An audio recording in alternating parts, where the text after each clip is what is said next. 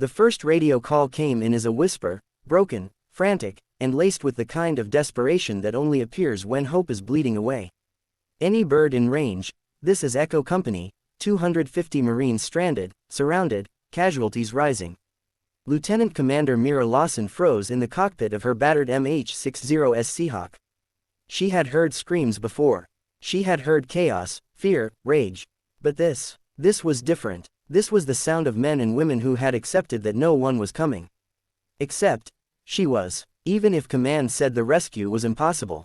Even if she'd been grounded just hours earlier due to damage from a previous mission. Even if she was alone. The disaster had unfolded fast. Echo Company was conducting a routine sweep through a mountainous valley when insurgent forces ambushed them with more firepower than anyone expected. Their extraction zone had been destroyed. Their comms were failing, and a storm was rolling in so vicious that all available air support had been called back to base. All except Mira, who sat alone in her hangar with a Seahawk missing half its paneling and a co-pilot's seat that was now just twisted metal. Her commanding officer's voice echoed in her ear. "Lawson, stand down. Your bird is not mission ready." But Mira heard something else beneath the static of Echo Company's last transmission. A faint voice crying out, "Please, don't leave us." She ripped off her headset, stood up, and made the decision she knew could end her career. "We're not leaving anyone." Mira's crew chief, Petty Officer Reyes, found her moments later, strapping herself into the cockpit like it was the first day of flight school. "You're out of your mind," Reyes muttered, yet he grabbed a wrench and began tightening bolts anyway.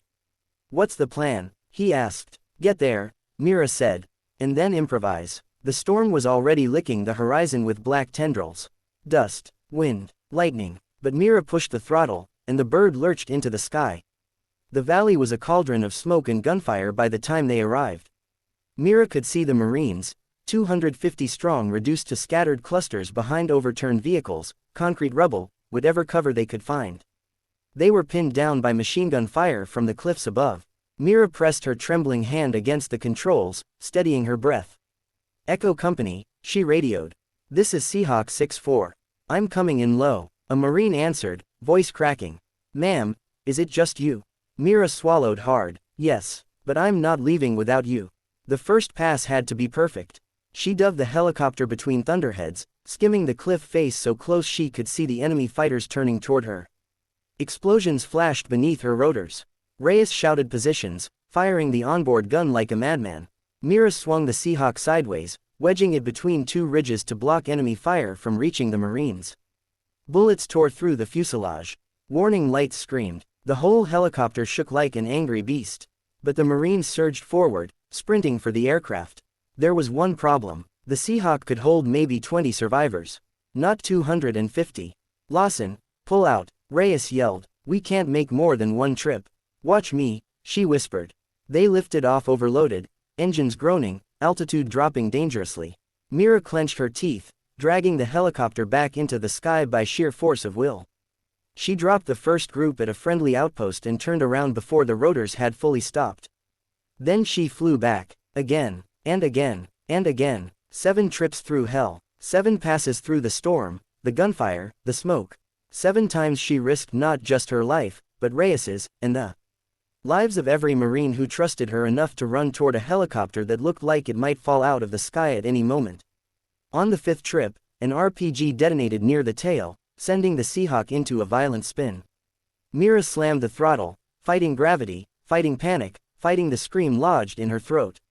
She leveled out the bird, barely keeping her hands from shaking. On the 6th trip, Reyes was hit, nothing fatal, but enough to make him slump into the cabin, pale and bleeding. "Sit down," Mira ordered. "You need me," he whispered. "I need you alive," she shot back. He defiantly climbed back into his gunner seat anyway. By the 7th trip, the storm had reached its full fury. Lightning cracked across the sky like the world was splitting open. And still, Mira flew. Because there were 20 Marines left. 20 souls. 20 reasons she refused to stop. When the final group boarded, one Marine lingered at the ramp. The company commander, a grizzled major covered in dirt, burns, and half-dried blood. He looked at Mira with eyes that carried equal measures of disbelief and awe. "You came back," he said softly. "Of course I did," she replied. "Strap in." He nodded, and saluted her before stepping inside. Mira lifted the Seahawk for the last time that night, rain pounding, engines howling, enemy fire streaking past like fiery needles. The helicopter shuddered so violently she thought the frame might tear apart. But it didn't, not while she was flying it. Not while people still needed her. Minutes later, though it felt like years, the outpost lights came into view through the storm. And that was when Mira finally allowed herself to breathe. When they landed, the Marines didn't cheer. They didn't shout. They didn't erupt in celebration. Instead, all 250 of them, bloodied, bruised, exhausted, formed a line. And as Mira stepped out of the Seahawk, every single Marine came to attention and saluted her. Some with trembling hands, some with tears in their eyes. The Major stepped forward. "Ma'am, you didn't just save us," he said. "You refused to give up on us." Mira felt her breath catch. Her hands shook, not from fear, but from the overwhelming weight of what had happened. Reyes limped beside her, whispering, "Mira, you did the impossible." But she shook her head. "No, we did the necessary." Message: courage isn't loud. It isn't the roar of engines or the crack of gunfire. Sometimes, courage is a lone pilot staring into a storm, choosing to go back, one more time. Because lives depend on it. Because hope demands it. Because doing the right thing is worth every risk.